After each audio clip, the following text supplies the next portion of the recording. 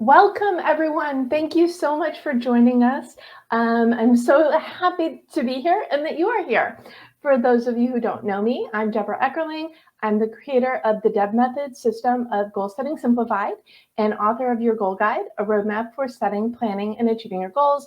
I am a workshop leader, corporate consultant, and all-around champion of goals. And every Sunday night, I bring together my community with the Gold Chat Hooter Chat. And then on Mondays, I invite friends to come join me for a conversation to dive deep into the topic. And then on Thursday, it magically becomes an episode of the Deb Show podcast. So whether you're watching live or the replay or listening, we're thrilled you're here and thrilled that you want to learn more about money goals, because that's what we're talking about today. And I've got such a wonderful group of, shall we say, power women to dive deep into the topic.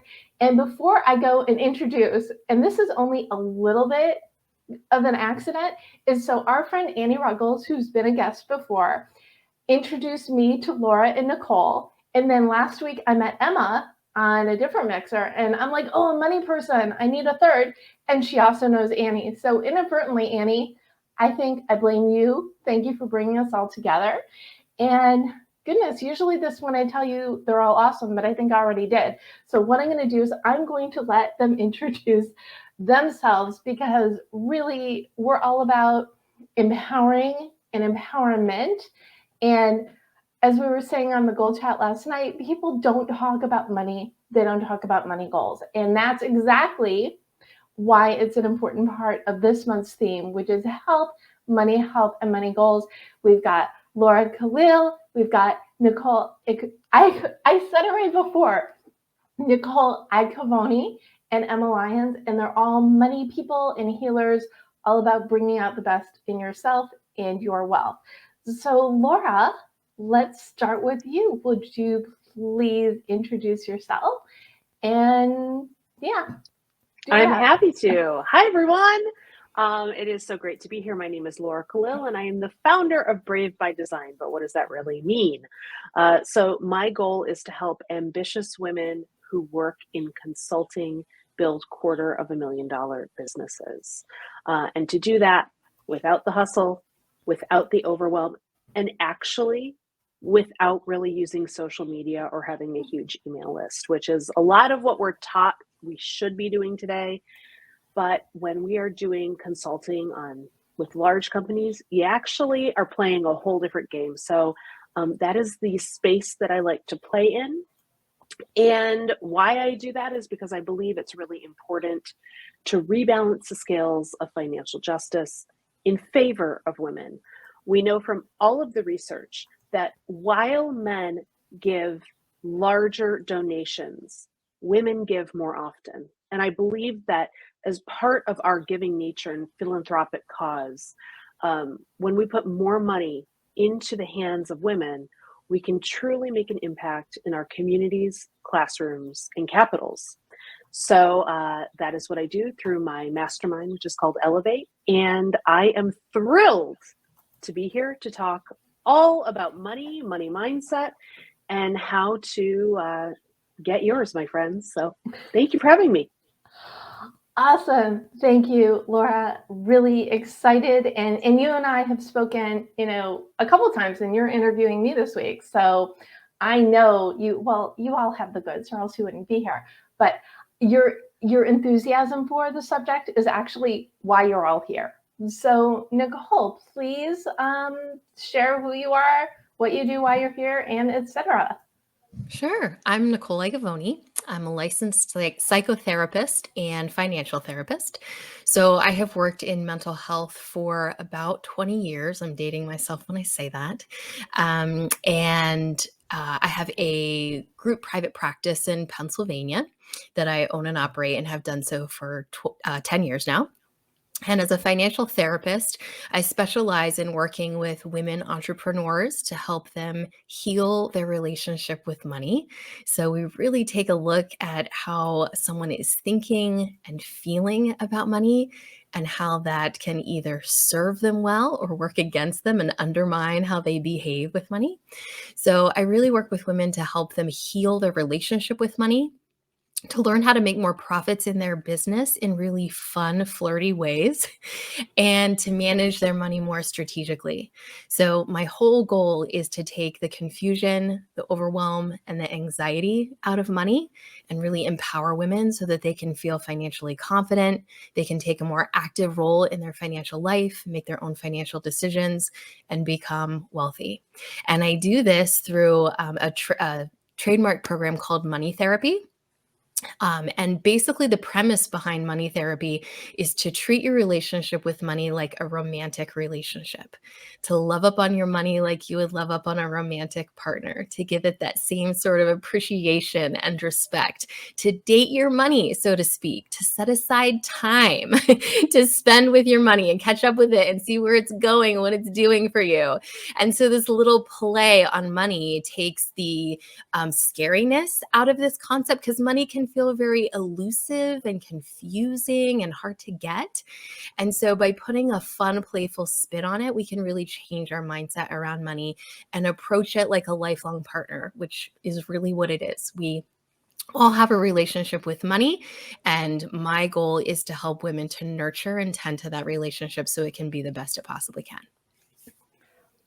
Awesome. And it's a really easy analogy if you think about it. And it's almost like the way I talk about personal goals, like professional goals, you need to respect your time and to respect your money and your value. It all ties together beautifully. So wonderful. Yep. Thank you so much. And Thanks Emma Lyons, welcome, welcome. And you appear to be muted. I'm unmuted now. Can you hear me? Yes, perfect. Right. I was just saying that I really loved what Nicole was saying about dating your money, because I think that's really so true. And we have a very dysfunctional relationship with money because we're like, oh, I want money, but you're never there for me. Like if you think of it like a partner, we're like, you're never there for me. You don't let me do things that I want to do. I mean, if that was a romantic partner, that person, if they had any self-esteem, they would run a million miles. Yet we're like that with money, and we wonder why it's not there for us. So that's a really good point of like dating your money, treating it, because it is a relationship and it's something that we have a relationship with, whether we like it or not, really. And a lot of people don't like it. They have we have this love-hate relationship with money. But anyway, that's now to talk about what I do. I very much like the other guys. I work with entrepreneurs like Nicole. I work mostly with female entrepreneurs, and I help them to release their money blocks and their money wounds. And I help them to kind of find out. So because all of these things that we do to sabotage our money, the procrastination, the subconscious beliefs and fears that we have about money, often they come from like a very low self-esteem place and very low self-worth. So I help heal those wounds, and often people don't even know what they are. I've worked with people who have like massive trauma from their childhood or from other places, and I really help heal them instantly. And if they have if somebody's afraid to kind of ask for the sale. I was working with someone on Clubhouse recently. She was afraid to ask for the sale, and I helped her in about 5 or 10 minutes kind of resolve that, because it was about her owning her value and recognizing that people could see it. So I help people heal their money blocks, and very much like Nicole, I help them kind of get in alignment with money, and so they can kick sabotage to the curb and really just flow with money, let money come, do without the hustle and all that stuff that we're told that you need to do to make money. You have to work hard. It's a struggle. It's really hard work. All that stuff is just a kind of story that we've taken on individually and culturally, and it really affects our relationship with money, and very detrimentally in a lot of cases, particularly for women.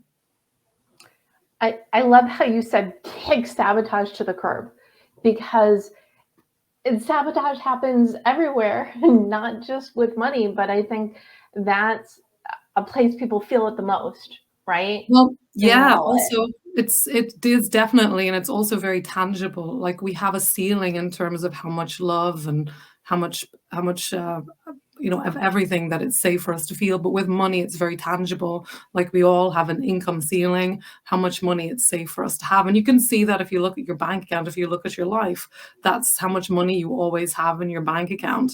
And when it gets really high, it's like a thermostat. It goes back to its set point. And when it gets too low, something happens and it comes back up again. So it's just like a thermostat. And some people's thermostat is set on roller coaster. That's what's normal to them. That's what's familiar to them. It's not so much that it's comfortable, because it's not, even though we call it a comfort zone, but it's what's familiar to them.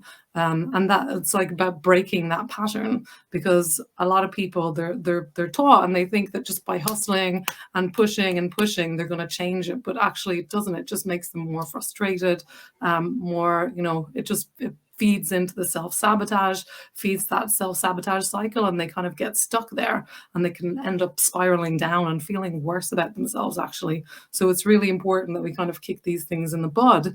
And also, like, another thing that I'm really passionate about is kind of working on recognizing people's value, inherent value without money, because we tend to consider I deserve this amount of money because that's how valuable I am. Whereas actually your self-worth is just inherent. A person who's begging on the street and doesn't have a home has the same amount of self-worth as someone who's a billionaire. But particularly as women, we have this attitude of I don't deserve, and we kind of push it away because we feel like on some unconscious level we want it, but we don't feel like we deserve it. So we create that conflict. Interesting. Well, even if you are not of the female and you're watching or listening, Yeah. I am sure there are tons of things that you could pick up and incorporate into your life. And the first question, and this is really, it's like a goal question, what's the value of setting money goals? Well, what's the value of setting any goals? You can't get what you want unless you know what that is. And I would love for you all to give your take on the value of money goals. Laura, let's start with you on this one. Well, another way that you can look at it is, what's the value of the impact you want to make on the world? Money, whether or not we want to admit it or like to admit it, opens doors. Money brings access to people, to experiences, and to places that we cannot normally go. And so when I talk about women hitting 250 in their careers annually, what we're really talking about is having enough money to really begin to effect change and make impact. So I ask, my clients frequently, what's the impact you want to make? And how will achieving that goal help you make greater impact? You hear a lot of people today talk about hitting 6 figures, and that is a great goal, to hit the 100K mark. Beautiful, awesome. But that is not money. That is not, Deb, you didn't tell me if I could swear or not. So I'm not really sure what I can say on here. I like to stay PG. So if you could, yes. I will not. Okay. So 100K is nice. 250, we start to approach FU money. And FU money is where things get really interesting, because we are no longer constricted by our circumstances. We are open and we are available to do more and do better. So I would be thinking about the goals you want to achieve and the impact you want to achieve by setting those money goals. Awesome. Did I do okay, Deb? Was that PG enough? That was absolutely perfect. I just like to be able to hit that, no restriction button when it gets repurposed in the other places. So I don't blame you. I appreciate it. It's an endless line of Laura beeping, beep, beep, beep. Like, what did she say? Yeah. So Nicole, what is your take on the value of setting money goals? Yeah, so money is a resource. It's a tool that can help you create the life that you want. It's very simple. And so we have to set money goals in order to create the life that we want. We have to have money to do the things we want to do, to have the experiences we want to have, to fund the business that we want to build, to do the work that we love, to donate to the organizations that are important and meaningful to us, to care for our aging parents, to put our kids through college, anything that we want to do in our lives, money is what makes all of that possible. So we have to set goals and have a clear vision of what we want our life to look like and how much money we need to support that life vision. And again, tying into, to get what you want, you need to know what you want and look at it big picture wise to be able to fund this life that you want. So Absolutely. Great. Emma, what do you think?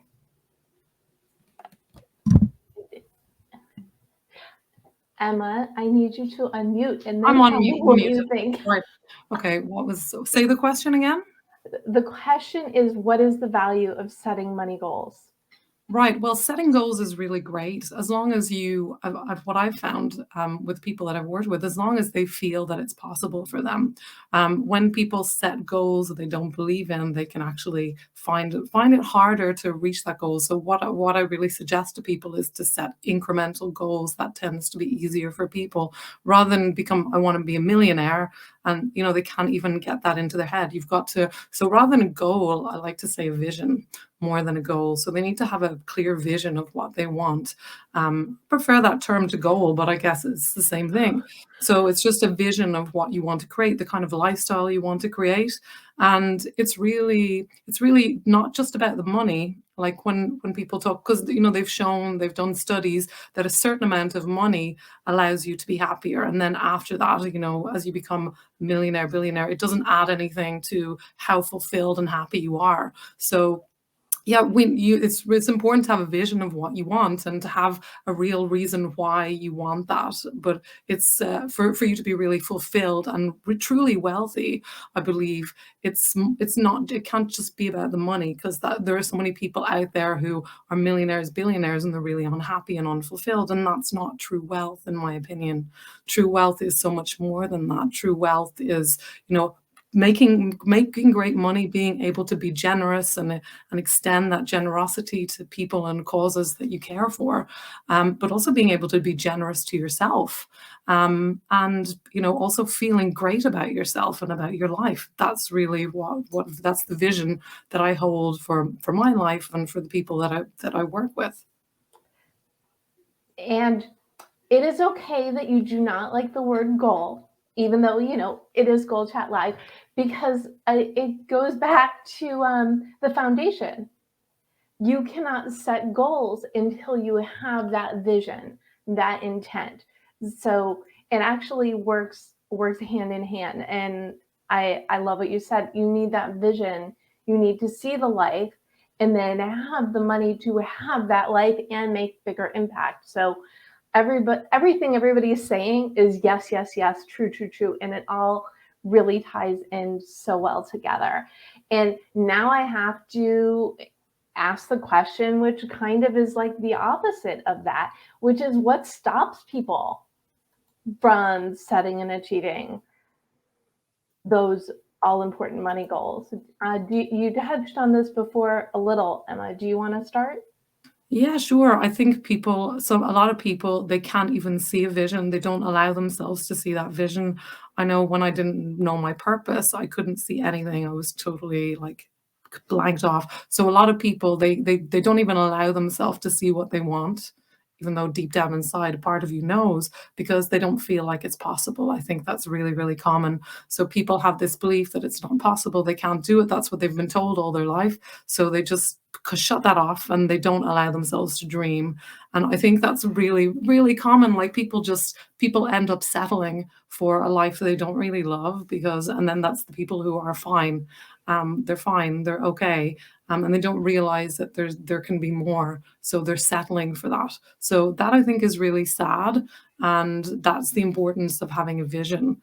And what stops them is the fear, basically, the fear that they can't have it. So, if I dream it, it's not going to happen. So why would I do that to myself? So people are afraid of the disappointment at a deep level because they've been disappointed before. Like, we hold on to when we were disappointed in the past, we carry that with us. And then we carry that energy, like we get frozen in moments from the past where we were disappointed, like even as a young child, and situations that we might not necessarily recall consciously, but we can kind of, part of us can be frozen there, and we're kind of reliving this thing in our adult life, not realizing where it's coming from until we go back and revisit and release that trauma. It's going to keep kind of haunting us.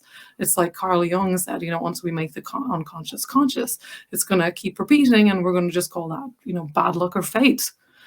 So really it is that. It's like the stuff that's inside ourselves and those unconscious, subconscious fears. And you're absolutely right. Some people, it's just more comfortable for them to stay in status quo, which is we don't know each other that well. You're my newest friend of this group here. But the reason I do what I do and the reason I wrote my book is to help people embrace the change, whether by choice or by circumstance, because you don't have to accept it. And this is why I do this. You don't have to accept this. You can make the choice for the better life, to change your thinking and approach. I have something to add there. So it's really important that for us to accept where we are so that we can take the next step forward. And so, because a lot of people, they're in denial about where they are. And then, if you're denying the stepping stones that have got you to where you are, or if you're denying where you are right now, you can't take the next step forward. So it's really important that people kind of recognize, right, this is where I am, and this is okay. Because lots of people, they're beating themselves up, they're shaming themselves, basically. And what you're doing then is you're just like sinking into that blame game, and you're looking backwards rather than looking forwards. And that's a really big thing that keeps people stuck in old patterns. They're blaming and shaming themselves, and shame is such a low vibration that it really keeps you stuck and seriously affects your ability to move forward in your wealth and in every area of your life. And wealth, when I work with people on money and wealth, it's really interesting to see how other areas of their life improve. Their relationships improve. They feel better about themselves because we are working on such a deep level. And money, when I work with people on money beliefs, it's really rarely about the money. It's about deeper things. It's about how they feel about themselves. It's about stuff, that traumas that happened to them in childhood, or even, often it's not always traumas. It's about something that someone said to them that they interpreted as being an attack on them in some way. Like, you've all heard of the people whose parents divorced and the child internalizes this belief that it was this fault. So this isn't a logical thing. And I think that's a mistake that a lot of people make. And they try to deal with this from a purely logical point of view when it's emotional and energetic, and it's not logical. Because you can write books about why I'm like this. I'm like this because my mother dropped me on the head when I was a baby, and my father abandoned me. You can know all that, but you can still be stuck there and not moving forward from that place. I'm going to go to Nicole next, because I'm sure her therapist take is going to agree lots, but please don't put your own words in your mouth.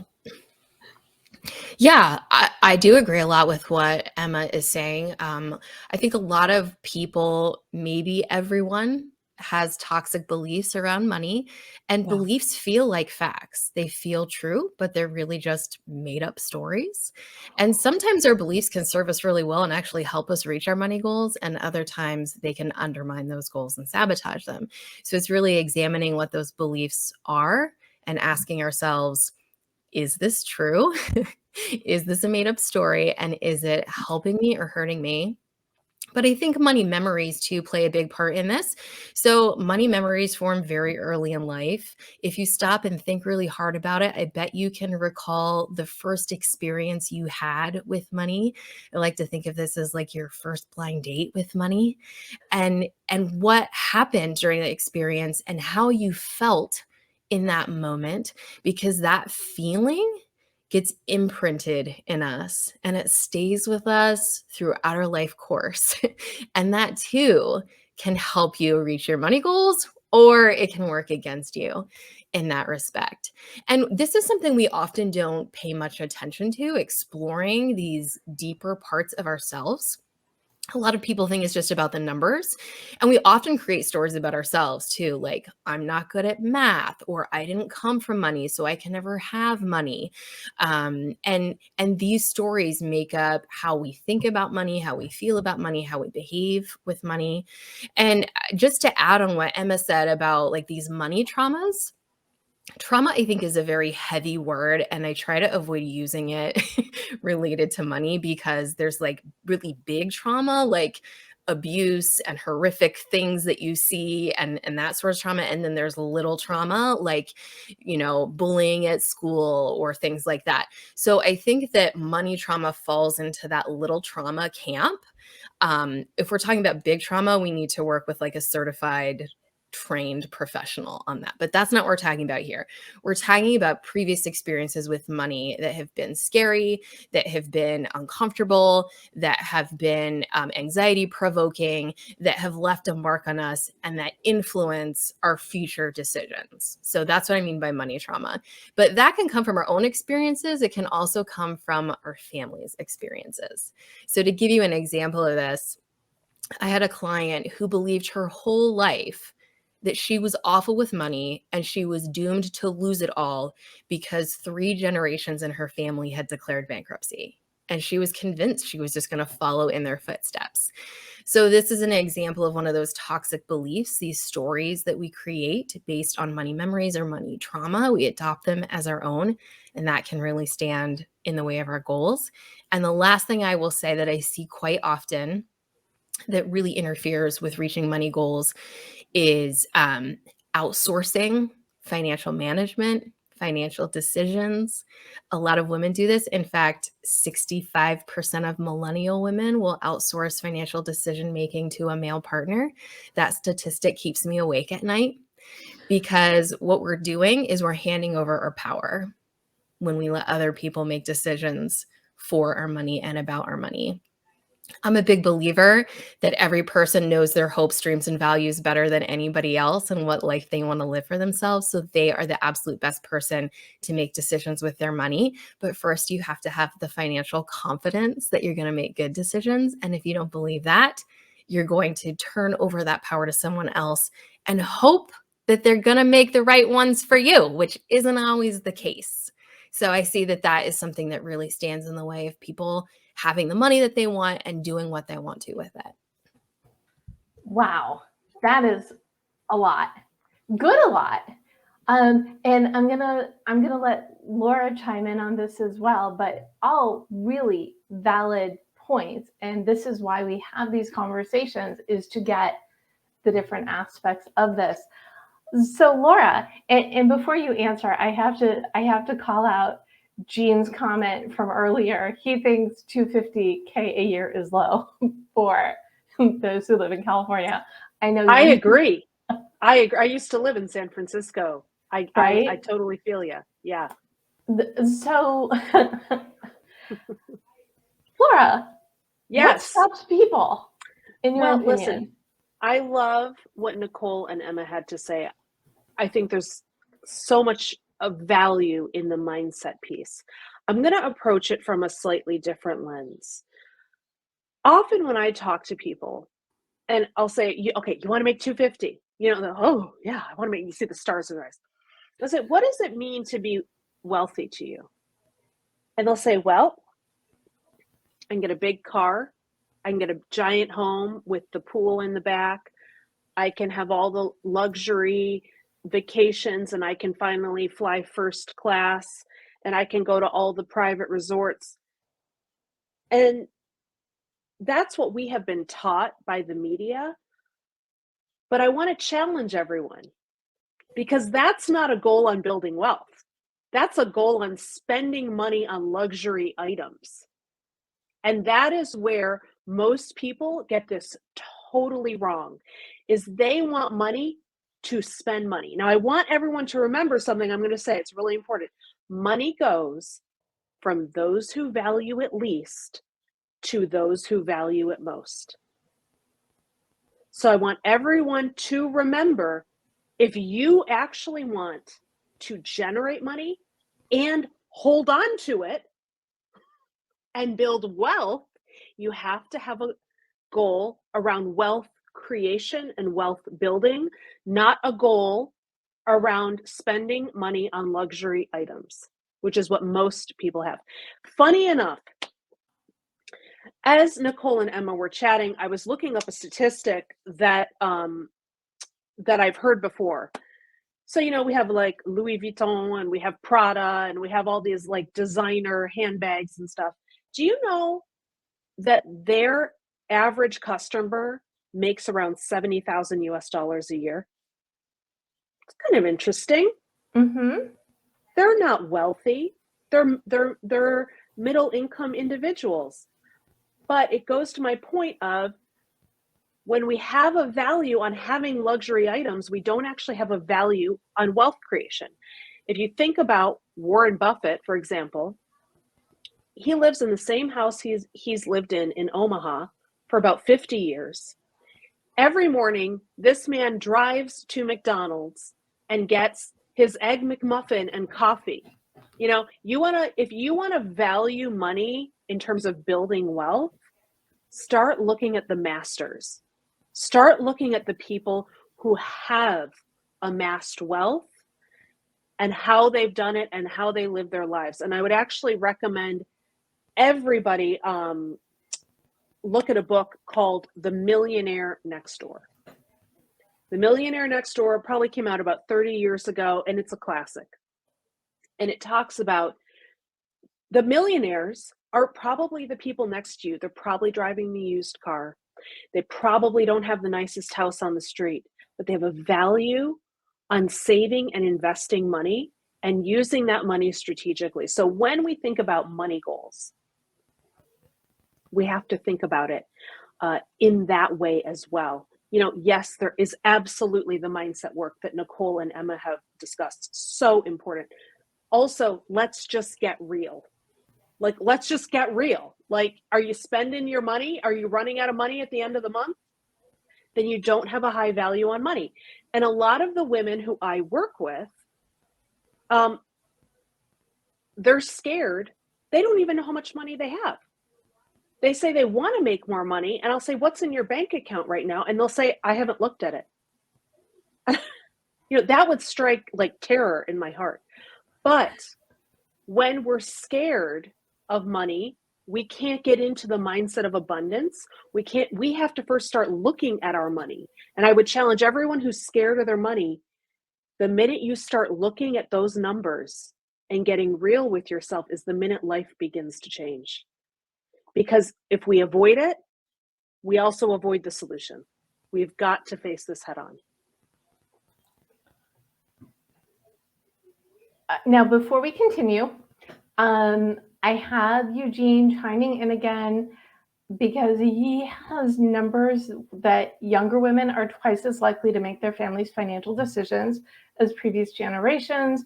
Married women age 45 and younger twice as likely as older married women to make the financial decisions, from a Merrill Lynch wealth management report in August. So the stats he's finding is nearly 80% of women in relationships bear the responsibility of managing finances. Thoughts? Yeah, let me clarify this. So it's very common for women to manage the day-to-day finances, to write the checks, to pay the bills. That doesn't mean they're making the financial decisions. Those are two different things. A lot of women, and the statistic that I'm referring to is related to are women, do they know where all the money is going? Do they know what the money is being invested in?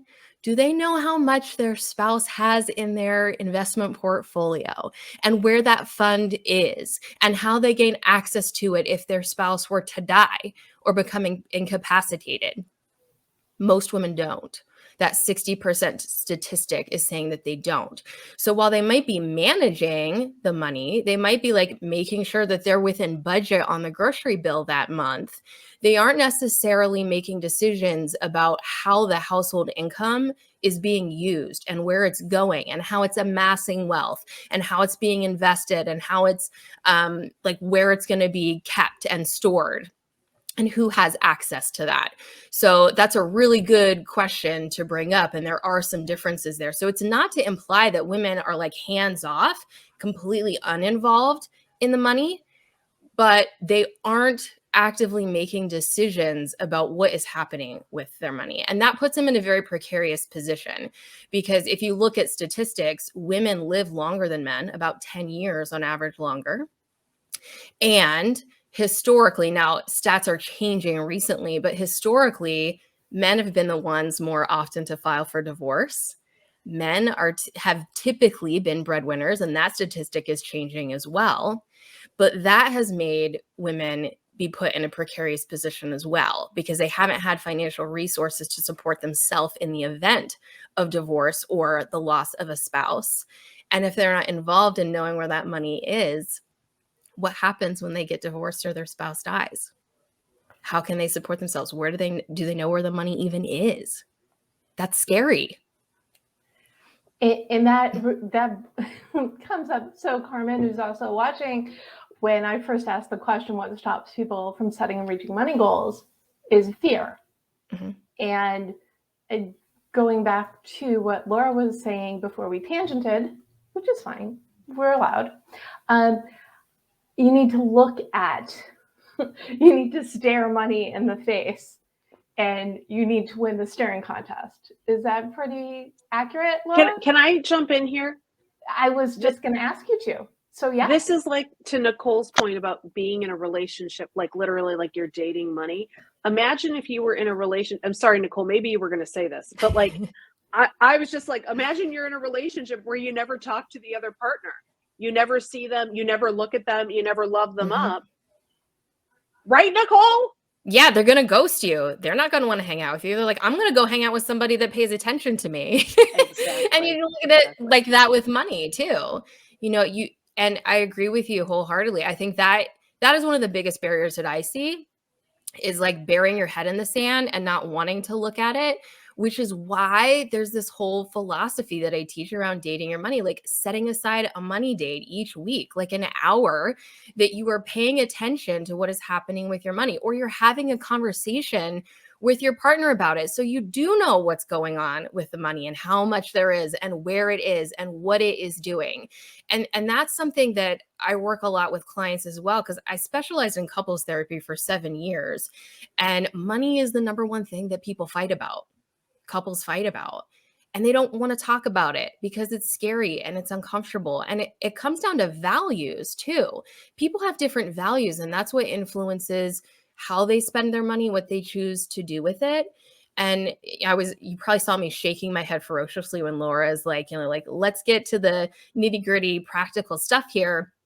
A lot of people are spending their money on things they don't really need or don't even really want, just because society is telling us that that's what we're supposed to do or that's what's important.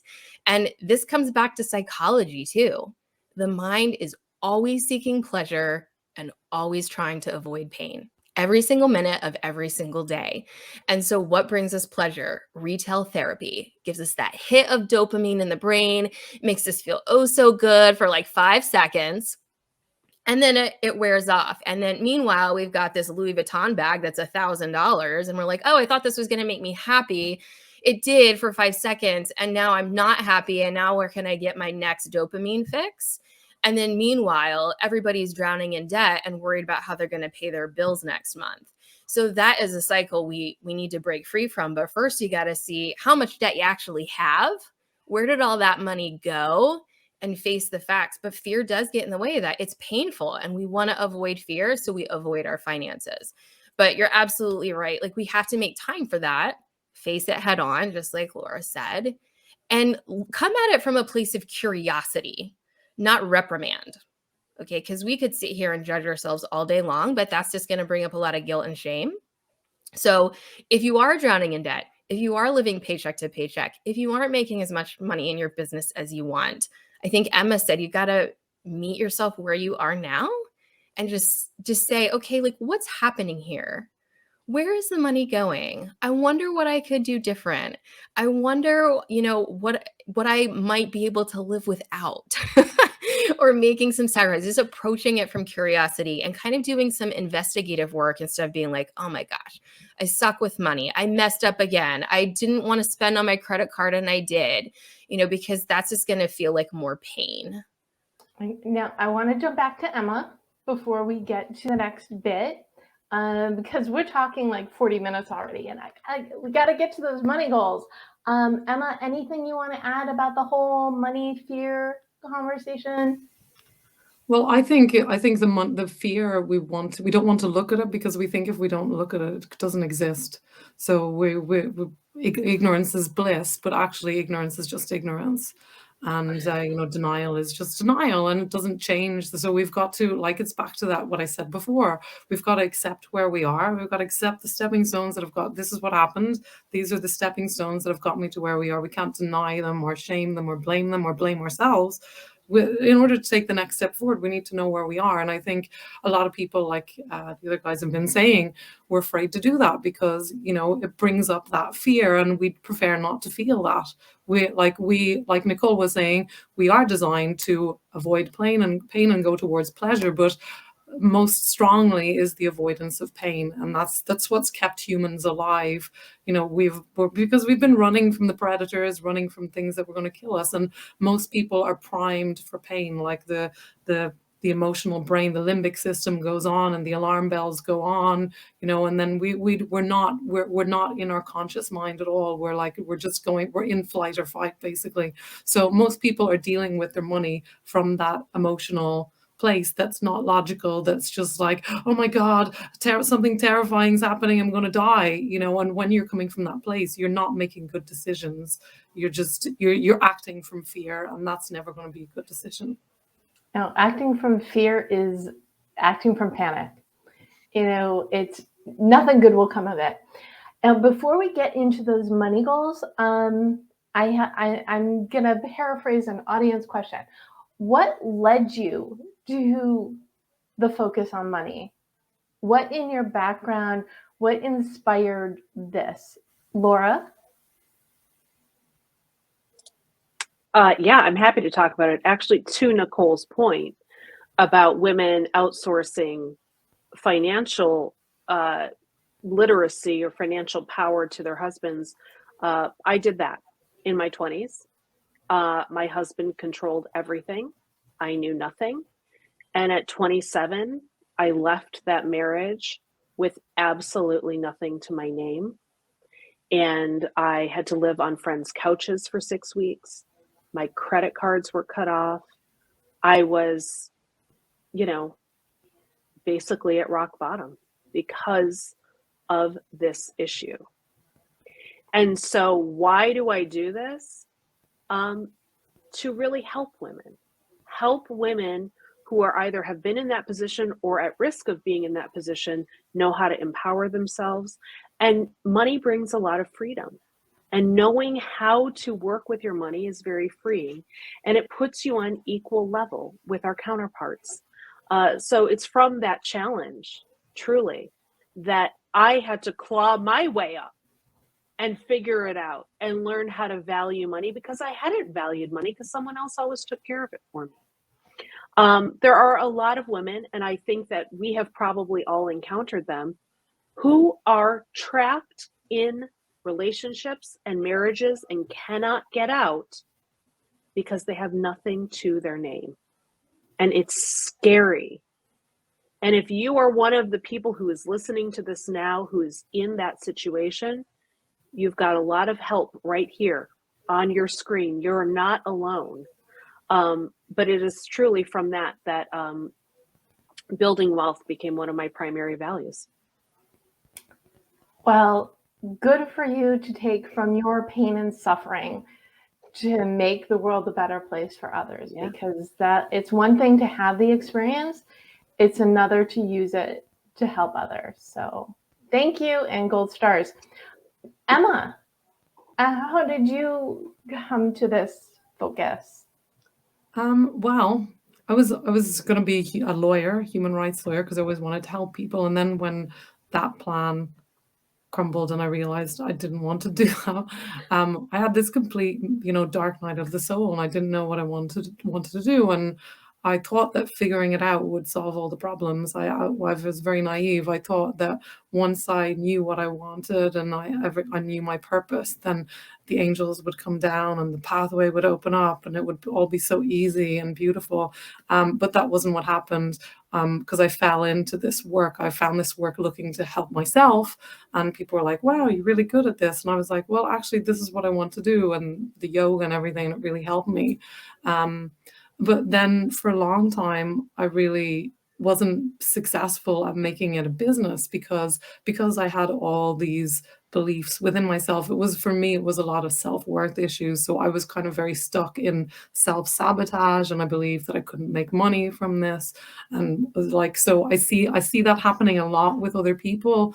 Like, they know, a lot of people that I work with, they know that what they're offering, the service that they're offering, is amazing, but they have these really hidden beliefs within themselves, often from when they're from very young, that say, oh, you're not good enough. And then the way you show up, you have that presence, and it becomes a self-fulfilling prophecy. It reinforces that belief that you're not good enough, and that, then your money reflects that back to you. So my journey now is to break that cycle for other people, so they don't have to go through all of that pain. So again, using your experience so others don't have to suffer, which is great. And we only have that's the differentiator. We have 3 different money women who all focus on working with women. Was it an accident? Probably not. But for the focus to help others, for that empowerment, for that freedom. And I think that's definitely amazing. So Nicole, can you give me the snapshot? And then we're going to go into money goals. Yay. Okay. So Nicole, what led you to doing this?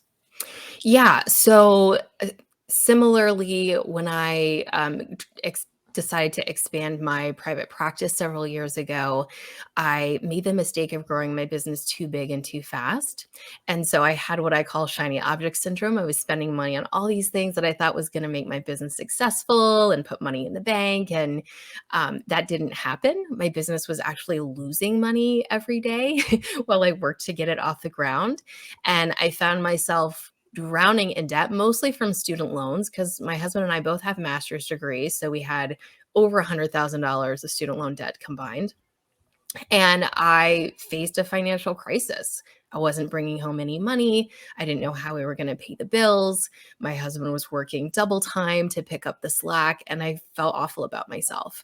So I realized at that point that my relationship with money was really toxic, and I needed to work on that. And I used myself as an experiment, really, to try and get my money act together and do something different.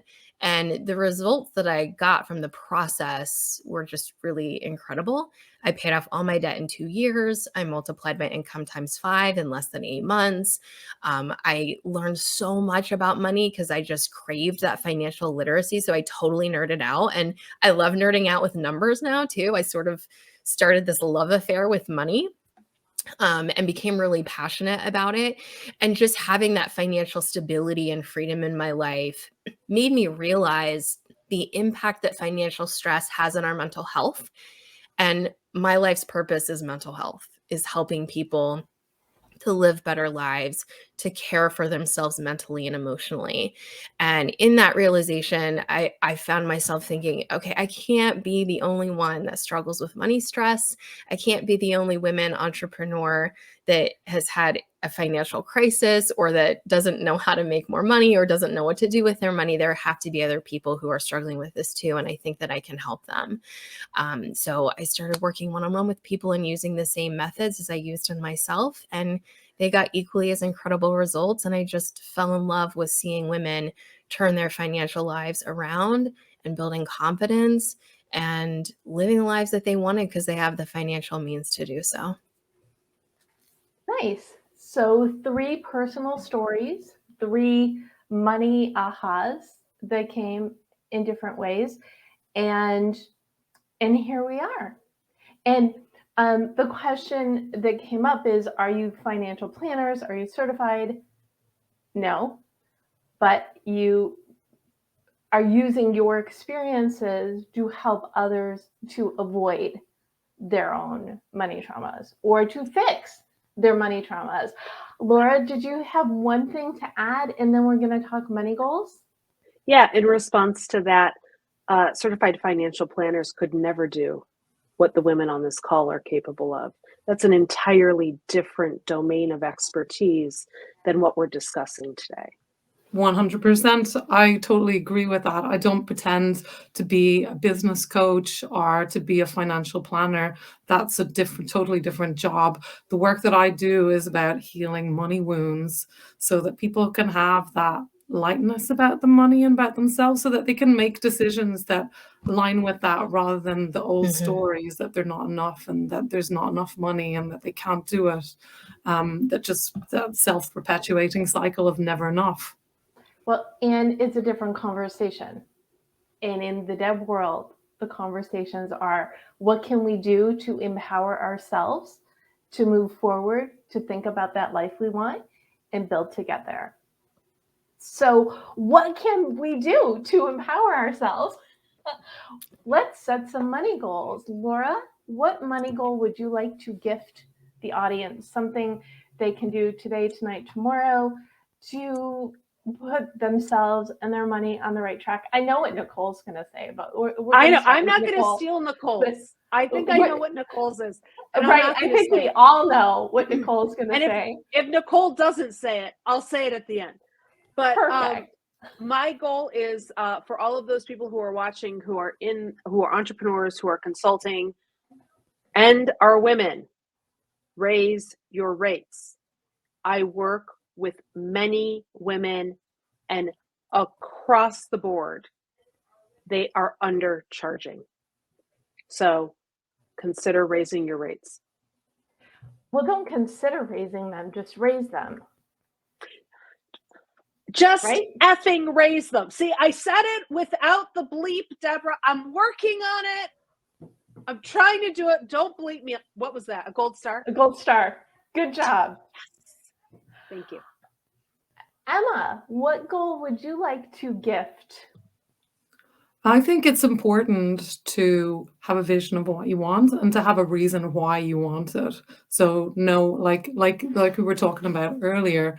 So how much money do you want to be making, and why do you want that money? And not like we were talking about earlier, not so you can buy the shiny objects in the limousine, but what can you do with that money, like, to make your life more fulfilling? Like, what can you give? Because money doesn't make you, and I love this quote, money doesn't make you good or bad. It just expands who you are. Like, you can have more influence on people, so it expands your zone of influence. So if you're a good person, you can be more good, you can share that goodness more.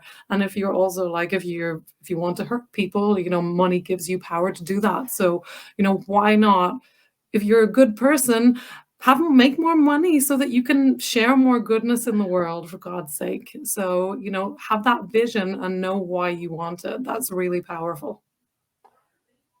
Awesome. Love it.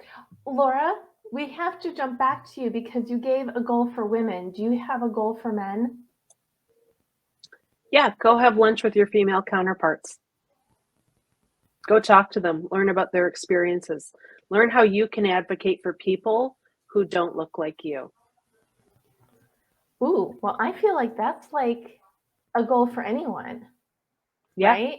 Really learn is. how you can advocate. Learn from people who are different from you. And how you can advocate for them. Okay, I just had to clear that up because we are, and I love this women-focused conversation, but let's not leave out the men who want to help, right? Right. No, that's very important. I mean, it's very important.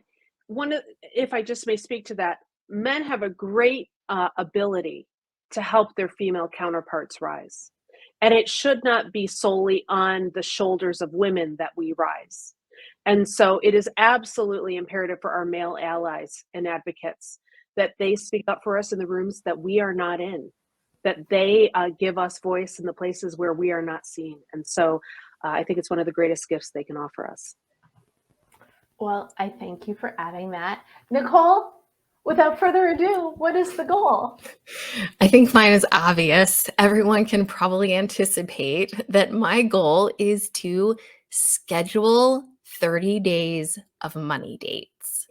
1 hour a week to start, keep the goal small and achievable, and make it a fun, flirty, swoon-worthy experience, okay? Something you look forward to. Maybe have your money date at your favorite coffee shop with a delicious hot beverage. Maybe have a money date with your partner where you have a conversation about money. You know, this applies to men and women both, okay? It applies to same-sex relationships too. Talk with your partner about money, and not how much money is in the checking account, but what are your hopes and dreams for your money? What do you want to do? How much money are you hoping to have? Why do you want that much? Really dive deep into it. Have a conversation with your girlfriends. Maybe plan a money date where you really get practical and you work with your budget, or look at how much debt you have or what your interest rates are. Treat yourself after that, because that stuff's hard and it's going to bring up a lot of complicated feelings. But when you have your money dates, personify money, give it a personality. Make it a character. Have a conversation with it. Sounds a little wonky, but just try it. It's going to make the whole process feel so much less overwhelming and confusing, so much more relatable. Human beings, we understand relationships. We've got lots of experience with those. You might not have a lot of experience with money, but you have experience with relationships. So use what you've got. Have a swoon-worthy money date. And give your money personality. I love that. It reminds me of people who say, become a BFF with your inner critic. It's like the money version of that. Absolutely. Fantastic. Money Well, already, if I could just say something please. that's occurred to me, right? So money does have a personality already for people, but it's usually a very negative one. Like it's the dominator, it's the one who's making me do things that I don't want to do, making me do this job. It's so people have a lot of resentment towards money, and that's going to obviously push it away, just like in a regular relationship with a boyfriend, girlfriend, husband, wife, you know. If you're harboring all this resentment, that's toxic relationship. I added your edit to give your money a fun, positive personality. Perfect. Not just a personality, a good one. What a wonderful conversation. Emma, where can people find you? Right. So yeah, I am a lot on, I mean, if you're on a Clubhouse, I love talking on Clubhouse. So I do a lot of rooms there and things. I'm also active on Instagram and Facebook at Emma Lyons. So I'll have all my links, and my website is experiencetrueself.com. So yeah, you can connect with me. And also I have a money alignment mastery bootcamp, 5-week bootcamp coming up. So it's all about getting aligned with money. People who did it last year got these amazing results. I was so impressed. One lady, like, people used to bargain with her about her services, and afterwards she was really surprised. Nobody tried to bargain with her anymore, and she filled her program with such ease. So this is the power of kind of elevating and it's all about elevating your own mindset and beliefs about yourself, and then money can flow to you easily. So yeah, my invitation is just to be easy with money and recognize that it can come easy rather than always being hard. I think there's such a toxic belief out there, and I know I was taught it as a child that it's hard work, and then we don't want it because it's hard work. We don't want to do that, and because it's hard and awful. So nice. Well, thank you. Recognize money can be easy. Fantastic. And I will say, if you go to thedebmethod.com/blog, you can get the recap and watch the replay and get the links to this and all my other Gold Chat conversations. So, Nicole, where can people find you? Best place to find me is at my website, NicoleIacovoni.com. If you go there, you will see that you can download a free Date Your Money planner, which will help you achieve the goal that I'm gifting to you all. It's a free guide that shows you how to get started dating your money. It gives you 7 sexy money date ideas so that they can be fun and flirty. And it shows you how to personify your money so that it can feel fun and not scary. Love it. And Laura, where can people find you? They can head on over to bravebydesign.net. There is a free guide right on the homepage to helping you get your next consulting client in 30 days. If any of you are in consulting, I'd love to hear from you. Excellent. And again, you can go to thedebmethod.com/blog to get the links from this conversation as well as the highlights. And if you want to learn more about me and how I can help you define, plan, and achieve your goals, you can go to thedebmethod.com/goals. And if you're more of a DIY type person, you can grab your copy of your goal guide, a roadmap for setting, planning, and achieving your goals on Amazon or at your favorite place to buy books. And of course, follow at the Deb Method everywhere for your inspiration and motivation, because we're all about helping you figure out what you want and how to get it, whether it is your life goals, your money goals, your personal goals, but it's all about you and choosing yourself and creating that life that you want. Final thought, Nicole. Final thought. Oh my goodness, I feel put on the spot now. I'm really happy to be here. I'm so grateful for this opportunity. My final thought would be, it doesn't matter where you are now in your financial journey. You can always make the decision to improve your financial life. Because it is a choice. Absolutely. Absolutely. And there is help out there, as Laura said. We are not the only people who do this work. We're just the people who are here tonight.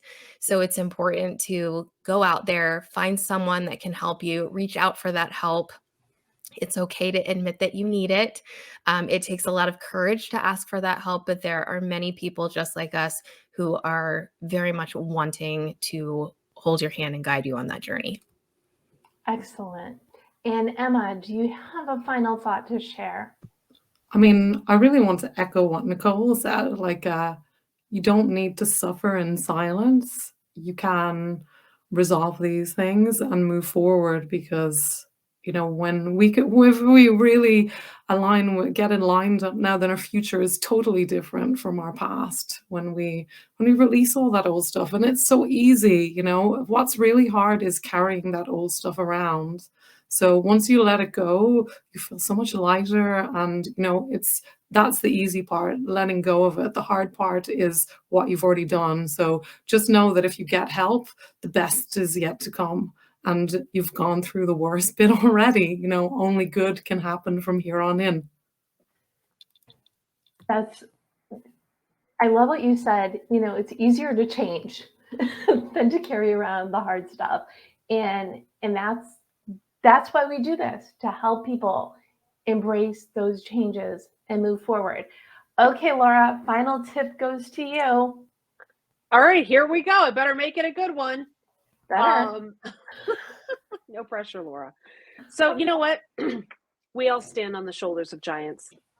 That's just a fact. Everyone on this call, everyone has learned from people who at some point have been a few steps ahead of them on the journey. I encourage every single person to find someone that you admire who's achieved something you want. I mentioned Warren Buffett. You could look at Oprah. There's many examples. Learn about their lives, study these people, understand how they think and tick, and begin every day to take one small step towards becoming the person that you know you can be. You didn't disappoint, for sure. Phew. Wow. And I didn't swear either, thank God. Well, it's a choice. You know, take small steps to become the person you're destined to be.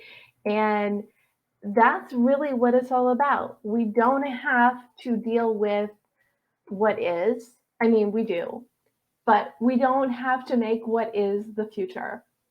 We have the power, make the vision, set the goals, do the things. We have your back. Just remember that you can do it. Thank you again, Nicole, Emma, and Laura, for a wonderful conversation on money goals. Thank you all for tuning in. Let us know how you're doing.